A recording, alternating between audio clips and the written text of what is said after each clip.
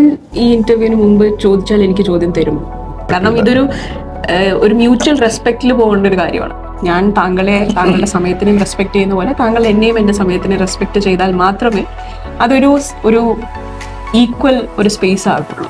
അല്ലെങ്കിൽ ഇത് പറയുന്ന അൽഗോരിതത്തിന് വേണ്ടിയിട്ടുള്ള ഒരു ഓട്ടപ്പാച്ചിൽ മാത്രമാകും, ഒരു പ്രഹസനം മാത്രമാകും ഈ പരിപാടി. പൊടിമീശ മുളയ്ക്കണ കാലം, ഇടനെഞ്ചില് ബാൻഡടി മേളം, പെരുന്നാളിന് പള്ളിയിലെത്തിയതെന്ത് കൊതിച്ചാണ്, അന്നാ വഴി വരവിന് കാരണം അവളുടെ കരിനീലക്കണ്ണ്. നമുക്കെല്ലാം നമ്മളൊക്കെ ഹീറോസ് ആണ് നിത്യജീവിതത്തിൽ. നമ്മുടെ വീട്ടിലെ ഹീറോ നമ്മൾ ഓരോരുത്തരുമാണ്. പുള്ളി എത്ര പടത്തിൽ അഭിനയിച്ചു? തെലുങ്കിലായിരുന്നു, കന്നഡയിലായിരുന്നു, വേറെ നാട്ടിൽ കൊറിയയിലായിരുന്നു.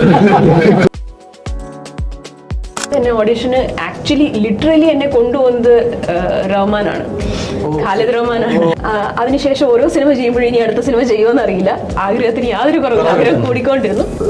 ഞങ്ങളുടെ തീരുമാനം ഇതാണ്, ഈ സിനിമ ഇങ്ങനെ ചെയ്യൂ, ഈ സിനിമ ഇങ്ങനെ ചെയ്യേണ്ടതാണ്. അത് നമ്മൾ സ്ട്രോങ് ആയിട്ട് ഉറപ്പിച്ച കാര്യമാണ്. ഈ സിനിമ ഇങ്ങനെ ചെയ്യണമെങ്കിൽ നമ്മൾ തന്നെ ചെയ്യണം. അല്ലെന്ന് എന്ത് കണ്ടിട്ട് ആ സിനിമ എടുത്തിരുന്നു? ഞാൻ അവസാനം 4-5 പ്രാവശ്യം ഞാൻ ഒന്ന് പോയി ചോദിക്കുന്നത്. ഈ സിനിമ കാണുമ്പോഴല്ലേ ഒന്ന് ആലോചിച്ചോക്കണം. ഈ സിനിമ കണ്ടു കഴിഞ്ഞിട്ട് ആലോചിക്കും, ഈ സിനിമ എടുക്കാതിരുന്നെങ്കിൽ എന്ത് മണ്ടിയായിരുന്നേനെന്ന്. അപ്പൊ ഞാൻ വളരെ സ്വാർത്ഥമായ ഒരു തീരുമാനം എടുത്തു. ആരെ സിനിമ ചെയ്താലും ഞാൻ ഇതിന്റെ ഭാഗമാണ്. ഇത് ഞാൻ എന്റെ തിയേറ്റർ ഡേയ്സ് ചെയ്ത് പഠിച്ച കാര്യമാണ്. നമ്മുടെ കോ ആക്ടർ അത് ആരാണെങ്കിൽ ആ ആക്ടറിനോട് റാപ്പ് ഉണ്ടെങ്കിൽ മാത്രമേ അത് ജെന്യുവൻ ആയിട്ട് നമുക്ക് ആ ഒരു റിലേഷൻഷിപ്പ് കാണിക്കാൻ പറ്റും. സൂര്യചേട്ടനെ എത്തിക്കൊണ്ട് പറയല്ല, പക്ഷെ സൂര്യചേട്ടൻ ഒരു ലോലലാണ്.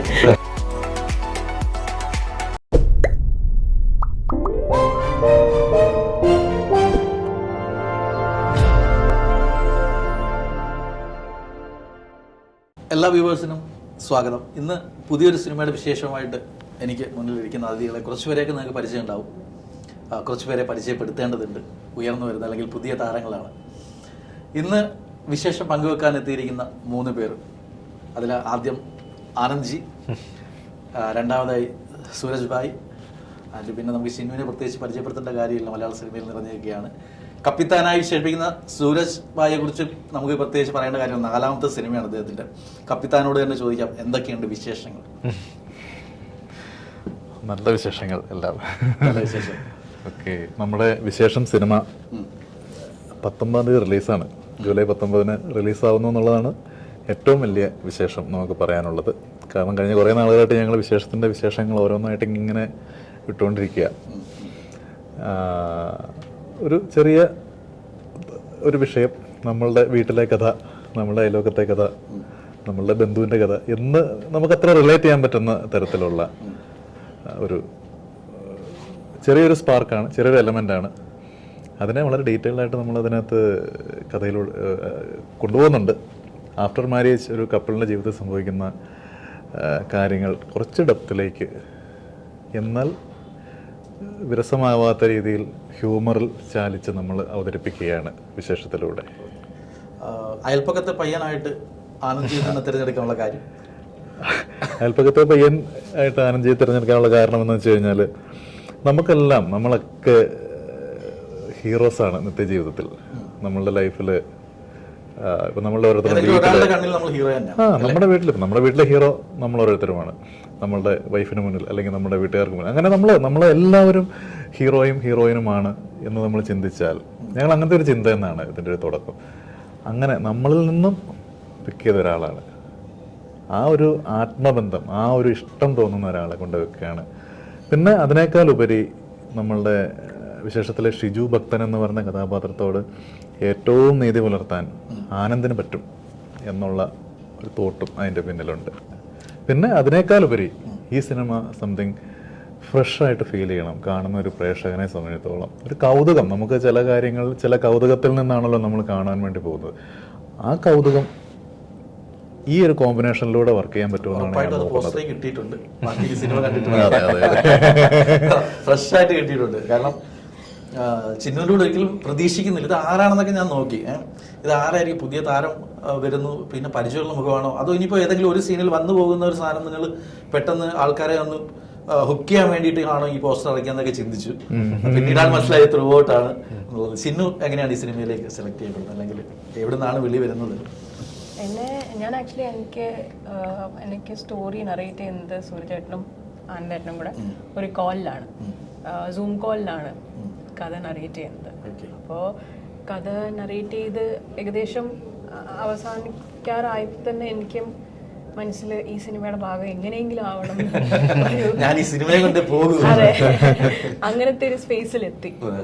കഥ നന്നായിട്ട് അവസാനിച്ചു, കാര്യങ്ങളൊക്കെ പറഞ്ഞു, എല്ലാവരും ഓക്കെ, ഞാനും ഹാപ്പി, എല്ലാവരും ഹാപ്പി.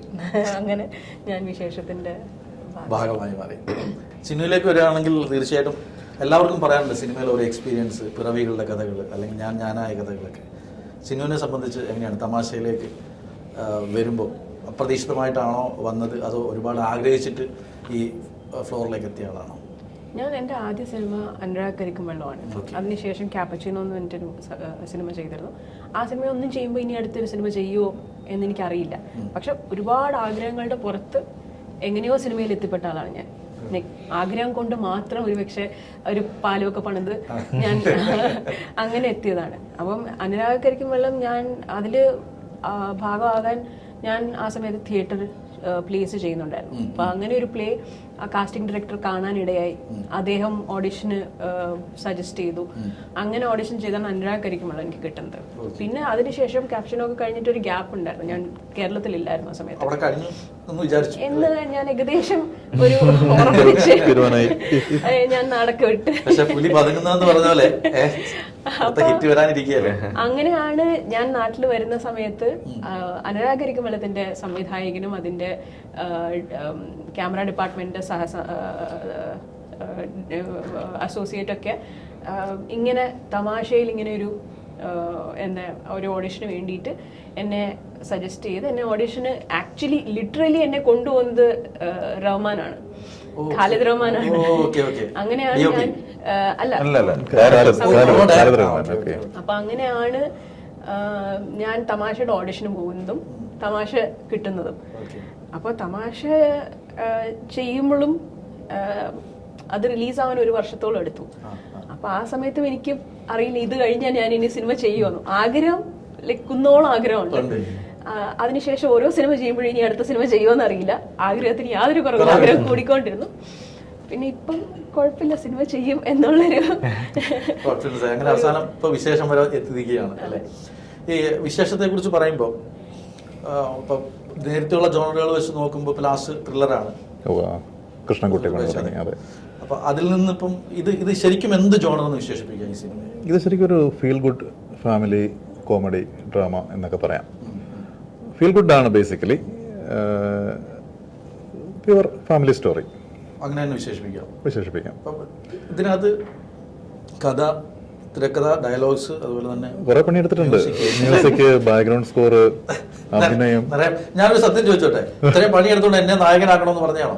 അല്ല, ആനന്ദ് ആക്ച്വലി ഞെട്ടിപ്പോയൊരു കാര്യമാണത്. നമ്മളത് ആനന്ദിന്റെ തലയിലേക്ക് ആ ഒരു തൊപ്പിയും കൂടെ വരുമ്പോഴത്തേക്ക്, കാരണം അത് നമ്മളത് സ്റ്റോറി ഞങ്ങൾ ശരിക്കും ഈ കൃഷ്ണൻകുട്ടി പണി തുടങ്ങിക്ക് മുന്നേ ചെയ്യാൻ ആലോചിച്ച സിനിമ, ഞാൻ മെഴുതിരി അത്താഴത്തിന് ശേഷം ഞങ്ങൾ ഉറപ്പിച്ച സിനിമയാണത്. അപ്പൊ ഞങ്ങൾ ഇതിന്റെ കാര്യങ്ങളൊക്കെ ആയിട്ട് എഴുത്ത് പൂർത്തിയായിട്ടില്ല. അപ്പോൾ കഥ ഇങ്ങനെ ഞങ്ങൾ ട്രാവൽ ചെയ്യുന്ന, ഞങ്ങൾ മിക്കപ്പോഴും എല്ലാ ദിവസവും തന്നെ ഞങ്ങൾ ഒരു കണ്ടുകൊണ്ടിരിക്കുന്ന ആൾക്കാരാണ്. അപ്പോൾ ആനന്ദിന്റെ വണ്ടിയാലോ എന്റെ വണ്ടിയാലോ ഞങ്ങൾ ഇങ്ങനെ ഇതിലെങ്കിലും ഒക്കെ പോകുമ്പോൾ ഒന്നിച്ചുണ്ടാവും. കഥ പറഞ്ഞ് ഇങ്ങനെ അങ്ങനെ ഡെവലപ്പ് ആവുന്ന പരിപാടികളാണ്. ആ സമയത്താണ് നമുക്ക് കോവിഡ് വന്ന് ഒരു പരിപാടി നടക്കാണ്ട് വന്നപ്പോൾ ഞങ്ങൾ കൃഷ്ണൻകുട്ടി പണി തുടങ്ങി. അത് സ്വാഭാവികമായിട്ട് ഒരു കോമ്പൗണ്ടിനകത്ത് ഉള്ള ഒരു ലൊക്കേഷനിൽ തീരുന്ന ഒരു പരിപാടിയാണ്. ഞങ്ങൾ ആ സിനിമയിലേക്ക് കയറി. അത് കഴിഞ്ഞപ്പോൾ ഞങ്ങൾ തിരിച്ച് വീണ്ടും വിശേഷത്തിലേക്ക് വന്നു. അപ്പോൾ ഇത് നമ്മളിപ്പോൾ ഷൂട്ടിലേക്ക് വരുന്നതിനിടയിൽ ഒരുപാട് മാറ്റങ്ങൾ നടക്കുമല്ലോ. ഇപ്പോൾ ഏകദേശം 6ാമത്തെ ഒക്കെ ഡ്രാഫ്റ്റിലാണ് ഞങ്ങൾ ഷൂട്ട് ചെയ്യുന്നത്. അതുവരെ ഞങ്ങൾ സംസാരിച്ച് ആദ്യത്തെ ഫോമൊന്നും അല്ല, അവസാനമായപ്പോൾ ഒരുപാട് മാറ്റം വന്നു. അപ്പോഴും നമ്മൾ ആനന്ദ് ഡെവലപ്പ് ചെയ്യുന്ന സമയത്ത് നമ്മൾ ഒരു ആർട്ടിസ്റ്റിൻ്റെയും മുഖം മനസ്സിൽ കണ്ടിട്ടില്ല. കാരണം സ്റ്റോറി ജെനുവിനായിട്ട് അപ്രോച്ച് ചെയ്ത് അങ്ങനെ അത് ഡെവലപ്പ് ചെയ്ത് അങ്ങനെ കൊണ്ടുപോയി. പക്ഷേ ഡെവലപ്പായി വന്നപ്പോൾ നല്ല രസമായി വന്നു എന്ന് ഞങ്ങൾക്ക് വിശ്വാസമായി. ഇനി നമ്മൾ ആരെ പ്രതിഷ്ഠിക്കും ഇവിടെ എന്നുള്ള ചിന്തയിലേക്ക് വരുമ്പോഴത്തേക്കാണ് നമുക്ക് ഒരു ആഗ്രഹം ഉണ്ടായിരുന്നു, സിനിമ ഫ്രഷ് ആയിരിക്കണം, കാണുന്നവർക്കൊരു ഫ്രഷ്നെസ് തോന്നണം. അപ്പോൾ അങ്ങനത്തെ ഒരു തോട്ട് വന്നപ്പോഴത്തേക്കും നമ്മളവിടെ നമുക്കറിയാവുന്ന ഒരു ആർട്ടിസ്റ്റിനെ വെക്കുമ്പോഴത്തേക്കും ചിലപ്പോൾ അത് കിട്ടില്ല എന്ന് തോന്നി. അതൊരു ചിലപ്പോൾ അതിനൊരു മാർക്കറ്റ് സൈഡ് വേറെ ഉണ്ടാവാം, കാരണം നമ്മൾ എല്ലാത്തിനും ഗുണവും ദോഷവും ഉണ്ടല്ലോ. പക്ഷേ ഇപ്പം മലയാളികൾ ഒരു നല്ലതെന്ന് തോന്നുന്ന, അവർക്ക് നല്ലതെന്ന് തോന്നുന്ന എന്തിനേയും അംഗീകരിക്കുന്ന ഒരു കാലത്തിലൂടെ നമ്മൾ പോകുമ്പോൾ എന്തുകൊണ്ട് ഇങ്ങനത്തെ ഒരു പരീക്ഷണം നമുക്ക് നടത്തിക്കൂടാ എന്ന് ഞങ്ങൾക്കൊരു മൊമെന്റിൽ തോന്നുകയും, അതിന് നിമിത്തമായ കാരണം വെച്ച് കഴിഞ്ഞാൽ ആനന്ദ് ശരിക്കും പറഞ്ഞാൽ ആനന്ദിന് പ്രോപ്പറായിട്ട് കഥ പറയാൻ അറിയില്ല. ആനന്ദ് അഭിനയിച്ചാണ്, കാരണം അത് ഭയങ്കര രസമാണ് ആനന്ദ് കഥ പറയുന്നത് കേട്ട് കഴിഞ്ഞാൽ. അങ്ങനെയാണ് ചിഹ്നമൊക്കെ വീണത് കേട്ടോ. ആനന്ദ് കഥ പറയുന്നത് നമുക്കൊരു സിനിമ കാണുന്ന ഫീല് തരും. ഭയങ്കര ഇൻവോൾവ്മെന്റ് ആണ്, നമുക്ക് ഇങ്ങനെ കണ്ണെടുക്കാൻ തോന്നില്ല. അപ്പൊ ഞാനൊരു 10-50 തവണയിലധികം ഇതിങ്ങനെ ഡെയിലി കേട്ട് കേട്ട് കേട്ട് കേട്ട് കേട്ട് കേട്ട് ഇങ്ങനെ ഇരുന്ന് എന്റെ മനസ്സിൽ ആനന്ദ് ഉറച്ചുപോയി. അവിടെ നമുക്ക് വേറെ ഒന്നും കാണാൻ പറ്റുന്നില്ല, ഒന്നും ചിന്തിക്കാൻ പറ്റുന്നില്ല. അപ്പോൾ ഒരു മൊമെന്റിൽ ഇങ്ങനെ ഞങ്ങളൊരു ആനന്ദ് നമുക്ക് ആനന്ദ് അങ്ങ് ചെയ്താലോ, എങ്ങനെ ശരിയാവും, നമ്മളൊരു സിനിമയല്ലേ, നമ്മളൊരു സിനിമയല്ലേ അതൊരു ഇത് വേണ്ടേ, അതെല്ലാം നമുക്കെന്താ അങ്ങനെ ചിന്തിച്ചുകൂടാത്ത എന്താ. ആനന്ദ് നന്നായിട്ട് അവതരിപ്പിക്കുന്നുണ്ട്. ഏറ്റവും അതിന്റെ ആത്മാവിനെ പുറത്തു കൊണ്ടുവരാനായിട്ട് ആനന്ദിന് പറ്റും എന്ന് എനിക്ക് തോന്നി. പിന്നെ ഞങ്ങളെല്ലാം കൂടെ കോൺഫിഡൻസ് കൊടുത്തു, ബൂസ്റ്റർ ഹോർലിക്സ് ഒക്കെ കൊടുത്ത് അങ്ങനെ ആനന്ദിനെ പണിയെടുപ്പിച്ച്. അത് നമുക്ക് ഫസ്റ്റ് ഷോട്ട് കഴിഞ്ഞപ്പോൾ, ഫസ്റ്റ് ഡേയിൽ നമ്മൾ ഫസ്റ്റ് എടുക്കുന്നത് തന്നെ ഇത്തിരി ഹെവി ആയിട്ടുള്ള സാധനമായിരുന്നു. കാരണം ഒരു ലൈറ്റ് പരിപാടി അല്ലായിരുന്നു, കുറച്ച് ലെങ്ത് ഒക്കെ ഉള്ള. കാരണം അതിലൊരു തീരുമാനം എടുക്കാൻ നമുക്ക് അല്ലേ, ഫിക്സ് ചെയ്തു. പക്ഷെ എന്നാ വെച്ചാൽ ഇതിനകത്ത് താടി എടുക്കേണ്ട ഇഷ്യൂസും ഒക്കെ ഉണ്ടായിരുന്നു. അപ്പൊ നമ്മൾ ആ ഒരു പ്രോസസ്സ് പിടിച്ചിട്ടാണ് നമ്മൾ ഷൂട്ട് തുടങ്ങിയത്. കാരണം ആ ഒരു സീൻ എടുത്തു കഴിഞ്ഞാൽ താടി മാറ്റി ഈ ലുക്കിലേക്ക് വരണം എന്നൊക്കെയുള്ള പരിപാടികളായിരുന്നു. പക്ഷെ അത് നല്ല ഗംഭീരമായിട്ട് ചെയ്തു. അപ്പൊ നമുക്കിങ്ങനെ മോണിറ്ററിൽ ഇങ്ങനെ കണ്ടുകൊണ്ടിരിക്കുമ്പോൾ നമുക്കറിയാലോ, ഇപ്പം നമ്മളൊരു പുതിയ ആൾ വരുന്ന പറയുമ്പോഴത്തേക്കും ഇപ്പോൾ അഭിനയിക്കാൻ ഭയങ്കര ആഗ്രഹമുള്ള, ചിലപ്പം ആക്ട് ചെയ്യാൻ അറിയില്ലാത്ത ഒരാൾ വന്നിട്ട് ചെയ്യുന്ന ഒരു പരിപാടിയും അവിടെ ഒരു ബോൺ ആർട്ടിസ്റ്റ് വന്ന് നിന്ന് ചെയ്യുന്നത് തമ്മിൽ നമുക്ക് ശരിക്കും അതാണ് ഫീൽ ചെയ്തത്. നമുക്ക് മനസ്സിലാവും. അപ്പൊ നമ്മള് എൻ്റെ അടുത്ത് വന്ന ആൾക്കാർ ചോദിക്കുന്നത് പുള്ളി എത്ര പടത്തിൽ അഭിനയിച്ചു, തെലുങ്കിലായിരുന്നോ കന്നഡയിലായിരുന്നോ എന്നൊക്കെ ചോദിച്ച്, വേറെ നാട്ടിൽ കൊറിയയിലായിരുന്നു, ജപ്പാനിലാണെന്ന് ചോദിച്ചാൽ ജപ്പാനിലാണോ ചോദിച്ചിട്ടുണ്ട്. തീർച്ചയായിട്ടും മിക്കവാറും ഇത് ഇറക്കാന്നൊക്കെ പറയും സിനിമ കഴിയുമ്പോഴത്തേക്ക്, ഏത് ഭാഷയെന്ന് ഇറക്കി. ഈ ചിന്നുവിലേക്ക് എങ്ങനെയാണ് ആക്ച്വലി ഇപ്പം അങ്ങനെ ഒരു പിന്നെ എന്താ പറയുക ഫിസിക്കലി ഒരു അപ്പിയറൻസ് അങ്ങനെ ആവശ്യമുള്ളത് കൊണ്ടാണോ, അതോ ഫിസിക്കലി ഒരു അപ്പിയറൻസ് എന്നുള്ളത് മാത്രമല്ല, അതൊക്കെ ഒരു റൈറ്റർ ഒരു കഥാപാത്രത്തെ എഴുതുമ്പോൾ തീർച്ചയായിട്ടും ഏജ് എങ്ങനെയാണ് ആള് എന്നുള്ളതൊക്കെ വിവരിക്കുമല്ലോ. പിന്നെ അത് മാത്രമല്ല, ഞങ്ങൾക്ക് ഇതിനകത്ത് ചിന്നുവിന്റെ ക്യാരക്ടർ അത്യാവശ്യം പണിയുള്ള ക്യാരക്ടറാണ്.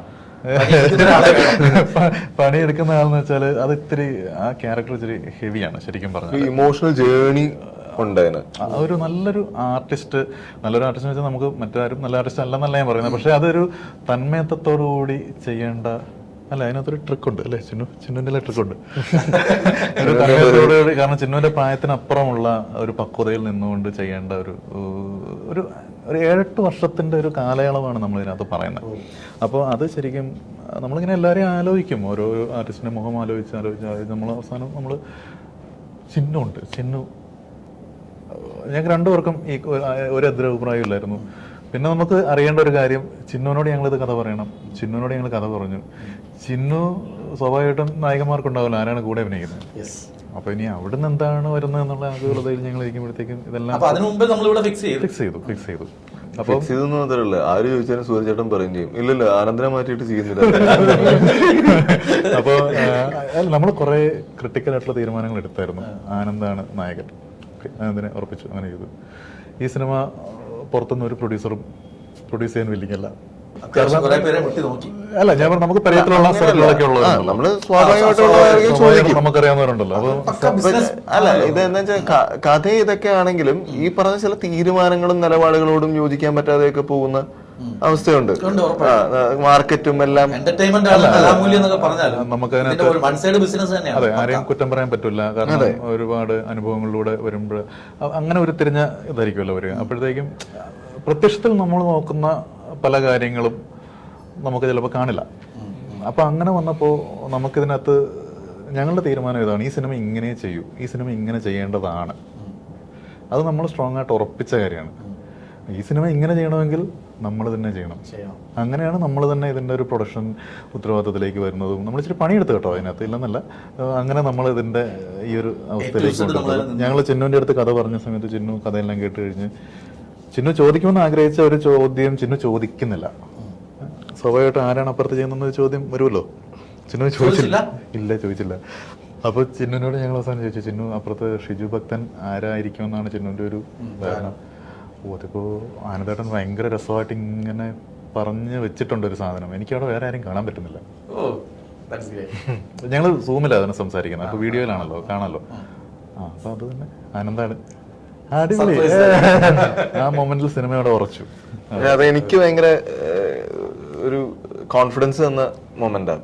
കാരണം ഒരുപക്ഷെ നമ്മൾ അങ്ങനെ പറയുമ്പോൾ ഒരു ചെറിയ ആണോ എന്നുള്ളൊരു ചെറിയ ഒന്ന് ഡൗട്ട് മുഖത്ത് വന്നാൽ പോലും ചിലപ്പോ നമ്മുടെ കോൺഫിഡൻസിനെ ബാധിക്കും.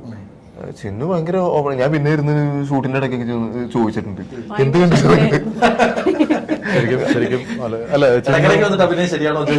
അല്ലെന്ന് എന്ത് കണ്ടിട്ട് ആ സിനിമ എടുത്തിരുന്നത്. ഞാൻ അവസാനം 4-5 പ്രാവശ്യം ഞാൻ ഒന്ന് പോയി ചോദിക്കുന്നത് നിർത്തും. അല്ല, ചിന്നുവിന്റെ ഒരു ക്വാളിറ്റി ആയിട്ട് പറഞ്ഞത് ചിന്നുവിന്റെ ഒരു ക്വാളിറ്റിയാണ് ശരിക്കും പറഞ്ഞാല്. ഒരു ചില തീരുമാനങ്ങൾ എടുക്കുക എന്ന് പറയുന്നൊരു സാധനം ഉണ്ടല്ലോ.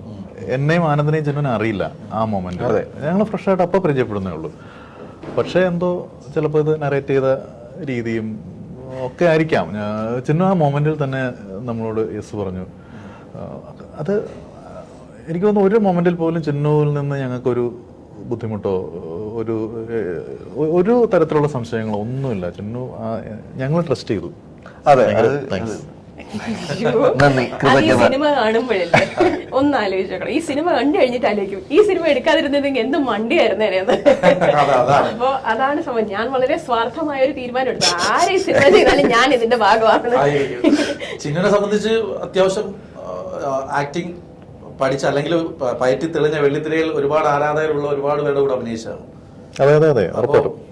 നമ്മുടെ ആനന്ദ്ജിയായിട്ടുള്ള ആ ഒരു കെമിസ്ട്രിയും അല്ലെങ്കിൽ ആ അഭിനയവും ഒക്കെ എങ്ങനെ വിലയിരുത്തുന്നു?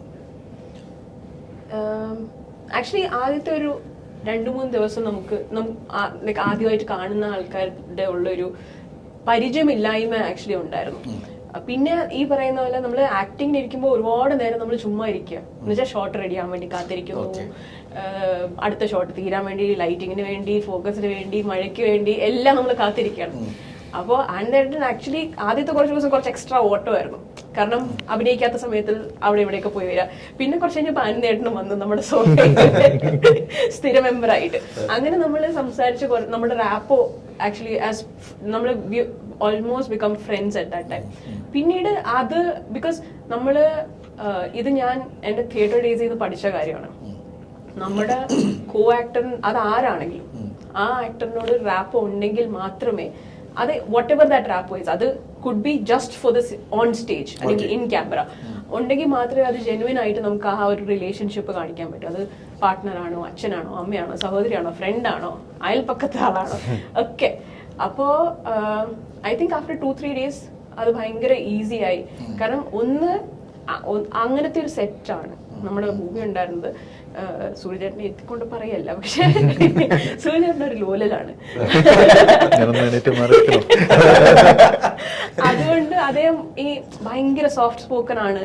അപ്പൊ ഞാൻ ഇവരൊക്കെ മുമ്പ് വർക്ക് ചെയ്തിട്ടുള്ളതുകൊണ്ട് ഇവരൊക്കെ പറഞ്ഞ് ഞാൻ കേട്ടിട്ടുണ്ട്. കഴിഞ്ഞ പടത്തില് ആരെങ്കിലും ശാസിക്കണോ, ആരും ലേറ്റ് ആയിട്ട് വരുന്നവരൊക്കെ നമ്മളെ ബാക്കി എല്ലാവരും ഭയങ്കര ദേഷ്യത്തിന് ശാസിക്കണം എന്ന് പറഞ്ഞിരിക്കുമ്പോ സൂര്യചേട്ടൻ ഇങ്ങനെ ലേറ്റ് ആവോ എന്നൊക്കെ ഭയങ്കര സോഫ്റ്റ് ആയിട്ട്. അപ്പൊ അത് ക്രൂവിനെ മൊത്തം അത് റിഫ്ലക്ട് ചെയ്തിട്ടുണ്ടായിരുന്നു. നമ്മുടെ ഈ വിശേഷം മറ്റേ വിശേഷം തന്നെയാണോ? സാധാരണ മാരേജ് കഴിഞ്ഞ അതേ വിശേഷം തന്നെയാണ്. ഓക്കെ, ഇനിയിപ്പം ഈ പറഞ്ഞ സിനിമയുടെ മ്യൂസിക് സൈഡിലേക്ക് എത്തുമ്പോൾ, കാരണം റൈറ്ററായി ഇതിൽ അതുപോലെ തന്നെ ആക്ട് ചെയ്തിട്ടുണ്ട്, ഇതിന്റെ മ്യൂസിക് സൈഡിലേക്ക് വരുമ്പോൾ എങ്ങനെയായിരുന്നു ചെയ്തിരിക്കുന്നത്? ബിജിഎമ്മും ബാക്ക്ഗ്രൗണ്ട് സ്കോറും, ബിജിഎമ്മും മ്യൂസിക്, സോങ്ങിന്റെ മ്യൂസിക്കും ലിറിക്സും ആനത് തന്നെയാണ്. കാരണം നമുക്ക് അതിനകത്ത് ഒരു നമ്മൾ എഴുതിച്ചിരുന്നു നമ്മൾ ചില ആളുകളെ കൊണ്ടൊക്കെ. പക്ഷെ നമുക്ക് ഇതിനകത്തൊരു ഒരു എഴുത്തുകാരൻ എഴുതുമ്പോഴത്തേക്കും അതിനകത്തൊരു കാവ്യ ഭംഗി വരും, ഒരു സാഹിത്യം വരും. ഇപ്പൊ നമ്മള് ഇപ്പൊ അതാണ് ഞങ്ങൾക്ക് ഇതിനകത്ത് വർത്തമാനം പറയുന്ന പോലത്തെ വരികൾ വേണമെന്നൊക്കെ ആഗ്രഹിച്ചു. അതായത് ഇപ്പൊ പാട്ടിനകത്ത് മുന്നോട്ട് മുന്നോട്ട് എന്ന് പറഞ്ഞ പാട്ടിനകത്തൊക്കെ ഉള്ള പ്രണയം തോറ്റുപോയാലും ചാകാൻ എനിക്ക് മനസ്സില്ല, നമുക്ക് വർത്തമാനം പറയുമ്പോൾ ആ സാധനം ഉണ്ടാവുമല്ലോ. അപ്പൊ അതെ, അത്തരം വഴി ഇപ്പൊ നമ്മള് വലിയ ബുദ്ധിയൊന്നും ഇല്ലാത്തതുകൊണ്ടാവാം നമുക്കതൊക്കെ ആനന്ദനത് നമുക്ക് പറഞ്ഞ പോലെ സാഹിത്യം ഒരുപാട്. ഞാൻ കവിയല്ല. ഇപ്പൊ അതാണ് വേണ്ടത് ആക്ച്വലി. ഇപ്പം ഹിറ്റായി കയറി പോകുന്ന പാട്ടുകളൊക്കെ ആൾക്കാർക്ക് ഈ പാറ്റേണില് ഉള്ള ഇത് വന്നപ്പോഴത്തേക്കാണ്. അപ്പൊ ആനന്ദ് മ്യൂസിക്കിനൊപ്പം ഇത് രണ്ടും കൂടെ എന്താ പറയാ, നമ്മള് കോഴിയാണോ മുട്ടയാണോ ഇത് ഒരുമിച്ച് എല്ലാം കൂടെ ഒന്നിച്ച് പാരലി അതങ്ങനെ ഒന്നിച്ചങ്ങനെ അങ്ങനെ പോയി. ഞാൻ ഡ്രൈവ് ചെയ്യുമ്പോഴൊക്കെയാണ് പാട്ട് ആലോചിച്ച് ഒരു വരിയും അതിനോടൊപ്പം തന്നെ ഒരു ട്യൂണും ഒക്കെ ആയിട്ട് വരും. ഒരു 4 വരിയൊക്കെ എം എ സൂര്യനെ വിളിച്ച് കേൾപ്പിക്കും. വേറൊരു ഞങ്ങൾ അങ്ങനത്തെ രീതിയിലാണ് നമ്മളെ സിനിമകൾ ഉണ്ടാക്കുന്നത്. നമുക്കറിയാവുന്ന ഒരു പരിപാടി അതാണ്. ഓക്കെ, ഇനിയിപ്പോൾ നമുക്കിത് ഫൈനലിലേക്ക് വരുമ്പോൾ ആക്ച്വലി ഡയറക്ടേഴ്സിനെയും പ്രൊഡ്യൂസേഴ്സിനെയും അതുപോലെ തന്നെ റൈറ്റേഴ്സിനെയും ഒരു മൂവിയായിട്ട് ബന്ധപ്പെട്ട് എല്ലാവരും പേടിക്കുന്ന ഒരു സംഭവമാണ് പടം ഇറങ്ങിക്കഴിഞ്ഞാൽ റിവ്യൂസിനെ കുറിച്ച്. ഒരാൾക്ക് റിവ്യൂ പറയാനുള്ള അഭിപ്രായമുണ്ട്, പക്ഷെ അത് കുറച്ച് അതിര് കിടക്കുന്നുണ്ടോ, അതിന് കുറേ നിയമങ്ങളും കാര്യങ്ങളൊക്കെ വെച്ചിട്ടുണ്ട്. എങ്കിൽ കൂടി റിവ്യൂ പറയാനുള്ള സ്വാതന്ത്ര്യം ശരിക്കും ഒരു പ്രശ്നമില്ലേ? അതോ പറയട്ടെ. പിന്നെ മുന്നേയുള്ള സിനിമകളിൽ അങ്ങനെ നെഗറ്റീവായിട്ടുള്ള റിവ്യൂസ് വല്ല നമ്മൾ റിവ്യൂ പല രീതിയിൽ പോസിറ്റീവും നെഗറ്റീവും കേട്ടിട്ടുണ്ട്. ഒരുപക്ഷെ ഇതിലും കേൾക്കുമായിരിക്കാം. പക്ഷെ നമ്മൾ നല്ലതെടുക്കുക, നല്ലതിൽ നിന്നും പ്രയോജനം ഉൾക്കൊണ്ട് മുന്നോട്ട് പോകാമെന്നേ നമ്മൾ കരുതുന്നുള്ളൂ. ഓക്കെ, ചിന്നുവിനെ സംബന്ധിച്ച് തീർച്ചയായിട്ടും അപ്പം ഈ അടുത്ത് ഹന്ന എനിക്കറിയാവുന്ന ഹന്ന എൻ്റെ ഫ്രണ്ട് കൂടിയാണ്. ആക്ച്വലി ഞാൻ അത് വിചാരിച്ചത് പ്ലാനിങ് ആയിരുന്നു. വളരെ സ്ട്രൈറ്റ് ആയിട്ട് നമ്മളിപ്പോൾ ആങ്കേഴ്സിൻ്റെ ക്വസ്റ്റ്യൻസിൻ്റെ അതിര് കിടക്കുമ്പോൾ, അതായത് പഴയ കാലത്ത് ദൂരദർശനിൽ തുടങ്ങിയ ഇൻ്റർവ്യൂസ് ശരിക്കും എഴുതി വെച്ചിട്ട് വളരെ സഭ്യമായ രീതിയിലുള്ള ഇൻ്റർവ്യൂ ഇന്ന് വ്യൂസ് കിട്ടാൻ വേണ്ടിയിട്ട് വളരെ മോശമായ രീതിയിൽ സ്ട്രൈറ്റ് ആയിട്ട് ചോദിക്കുകയാണ്. ശരിക്കും അത്തരത്തിലുള്ള ഞാനൊരു ഇൻ്റർവ്യൂറാണ് ആക്ച്വലി. അങ്ങനെയുള്ള ആൾക്കാരോട് ശരിക്കും നേരത്തെ ചോദ്യം വാങ്ങി വെക്കണം എന്ന് തോന്നാറുണ്ട് ഇന്റർവ്യൂവിന് വരുമ്പോൾ, അല്ലെങ്കിൽ പ്രൊമോഷന്റെ ഭാഗമായിട്ട് വരുമ്പോൾ, അല്ലെങ്കിൽ അത്തരമുള്ള ചീപ്പ് ക്വസ്റ്റ്യൻസ് നേരിടേണ്ടി വരുമ്പോൾ. ഞാൻ ഈ ഇന്റർവ്യൂവിന് മുമ്പ് ചോദിച്ചാൽ എനിക്ക് ചോദ്യം തരുമോ? തരില്ല, കാരണം തന്നല്ല അതിന്റെ ലൈഫ്. അപ്പോൾ ആ ചോദ്യത്തിന് അവിടെ തന്നെ പ്രസക്തി ഇല്ല. കാരണം ഇതൊരു മ്യൂച്വൽ റെസ്പെക്റ്റിൽ പോകേണ്ട ഒരു കാര്യമാണ്. ഞാൻ താങ്കളുടെ സമയത്തിനെയും റെസ്പെക്ട് ചെയ്യുന്ന പോലെ താങ്കൾ എന്നെയും എൻ്റെ സമയത്തിനെ റെസ്പെക്ട് ചെയ്താൽ മാത്രമേ അതൊരു ഈക്വൽ ഒരു സ്പേസ് ആകുള്ളൂ. അല്ലെങ്കിൽ ഇത് പറയുന്ന അൽഗോരിതത്തിന് വേണ്ടിയിട്ടുള്ളൊരു ഓട്ടപ്പാച്ചിൽ മാത്രമാകും, ഒരു പ്രഹസനം മാത്രമാകും ഈ പരിപാടി. കറക്റ്റ് ആൻസർ ആണ്. എനിക്ക് അവസാനമായിട്ട് ആനന്ദ്ജിയുടെ കയ്യിൽ നിന്ന് എനിക്ക് പൊടിമീശയുടെ 2 വരി കേൾക്കണം. പൊടിമീശ മുളയ്ക്കണ കാലം, ഇടനെഞ്ചില് ബാൻഡടി മേളം, പെരുന്നാളിന് പള്ളിയിലെത്തിയതെന്ത് കൊതിച്ചാണ്, അന്നാ വഴി വരവിന് കാരണം അവളുടെ കരിനീലക്കണ്ണ്, അവളൊരു ക്രിസ്ത്യാനി പെണ്ണ്. പൊടിമീശ മുളയ്ക്കണ കാലം, ഇടനെഞ്ചില് ബാൻഡടി മേളം. ഇനി നമ്മുടെ പ്രേക്ഷകരോട് വിശേഷത്തിന്റെ എല്ലാവരും ഒന്ന് കാണാനായിട്ട് നിങ്ങൾക്ക് ഇൻവൈറ്റ് ചെയ്യാം. വിശേഷം 19-ാം തീയതി ജൂലൈ 19-ന് നമ്മളുടെ അടുത്തുള്ള തിയേറ്ററുകളിൽ എത്തുകയാണ്. എല്ലാവരും വരണം. നമ്മൾ കുടുംബമായിട്ട് വന്ന് കാണാവുന്ന ഒരു സിനിമയാണ് വിശേഷം. നിങ്ങൾ കുടുംബമായിട്ട് തന്നെ എല്ലാവരും സിനിമയ്ക്ക് വരണം. പിന്നത്തേക്ക് വെക്കരുത്, അടുത്ത ആഴ്ച വരാമെന്ന് പറഞ്ഞ് വെക്കരുത്. ആദ്യ ദിവസങ്ങളിൽ തന്നെ 19-ാം തീയതി തന്നെ വരിക എന്ന് ഞാൻ പറയും. കുടുംബമായിട്ട് വന്ന് കാണുക, നിരാശപ്പെടുത്തില്ല നിങ്ങളെ. Thank you.